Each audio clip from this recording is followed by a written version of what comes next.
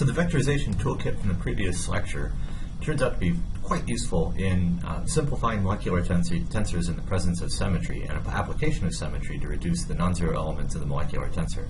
Let me show you how this plays out. Let's first, before we can jump into nonlinear optics, review linear optics. So if I've got a vector in 3D space with some x, y, z coordinate right here, x, y, z, old, and I ask myself, if I know that my system has a sigma xz symmetry, in other words, it's identical upon reflection through the xz plane, then how do I apply symmetry? Well, what that's going to do, if I mirror plane reflect, then my new vector, oh, come on, I don't want that to be that color. There we go. My new vector is going to be pointing that way, and it's going to have a position of x minus y z because I've reflected about the xz, and that's my new coordinate system for that vector, that new x, y, z coordinates for that particular vector. So how do you think about this in terms of a symmetry operation? Well, I'm taking x goes into x, y goes into minus y, and z goes into z. So the transformation matrix corresponding to sigma xz is 1, 0, 0, 0, negative 1, 0, 0, 0, 1. And that's my symmetry operation. How does this play out in terms of identifying the non-zero elements? Well, we kind of know already what's going to happen. If the system has mirror plane symmetry, then you can see that the y position must be 0. So that's going to be the final outcome. How do we get that based on this symmetry operation? Well, we consider the fact that if you apply a symmetry operation, if the system has that symmetry, then it must be unchanged. So we can figure out what the allowed symmetry elements are by adding I plus sigma xz and figuring out what survives this set of operations. Basically, I is doing nothing, and sigma xz is doing the symmetry operation. So that would be 1, 0, 0, 0, 1, 0. I'll put a 1/2 in here too, so that it's all still normalized. 0, 0, 1 plus 1, 0, 0, 0, negative 1, 0, 0, 0, 1.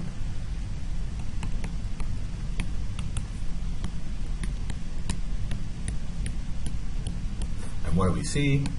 We see that the x and the z components are unchanged, and the y must be 0 if a system has this symmetry operation. If a system has this symmetry. So that's how we can identify relationships between tensor elements and vectors and matrices. We'd love to do the same idea for matrices, except it turns out that you can't just set them equal to each other in this simple way. However, there is a route forward if we take advantage of vectorization. And the vectorized form gives us this expression for the old and new matrix elements.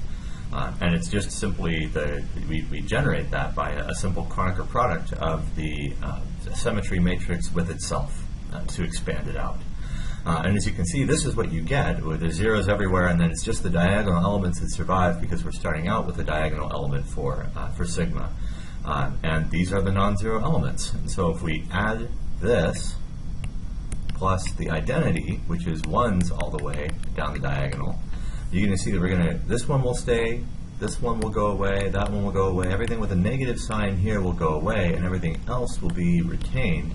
And those will be the elements of alpha that are symmetry allowed upon application of this symmetry operation. And that removes everything with a single y. Now we can sort of intuit this as well. We can intuit it because we knew from before that the symmetry operation takes x into x, y into negative y, and z into z.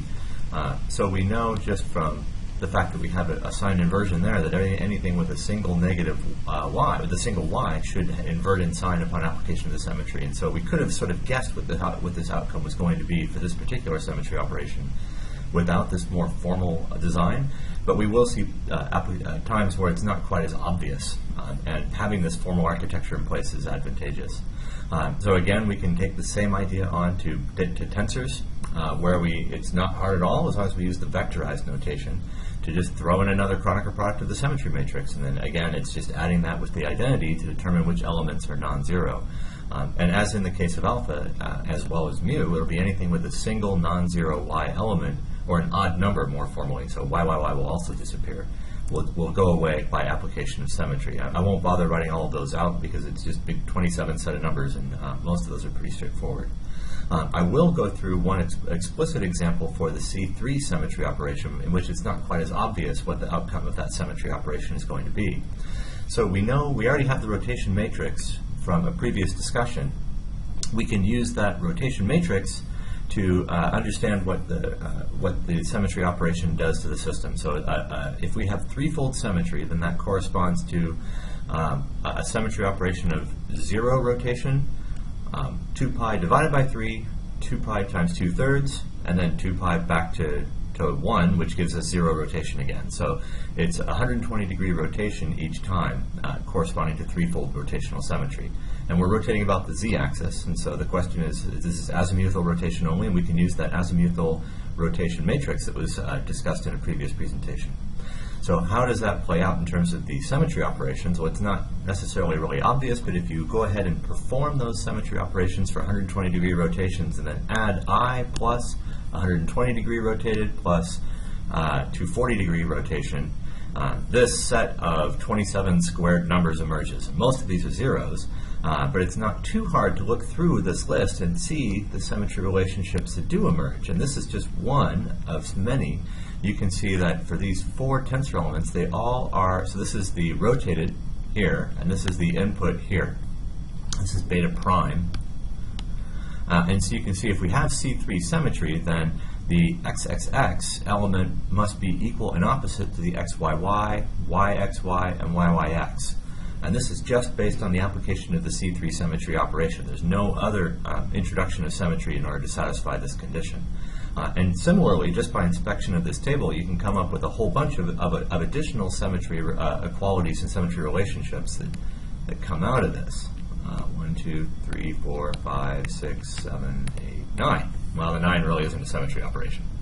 So that is how we can take advantage of this architecture for application of symmetry to identify buried relationships between tensor elements in the presence of molecular symmetry.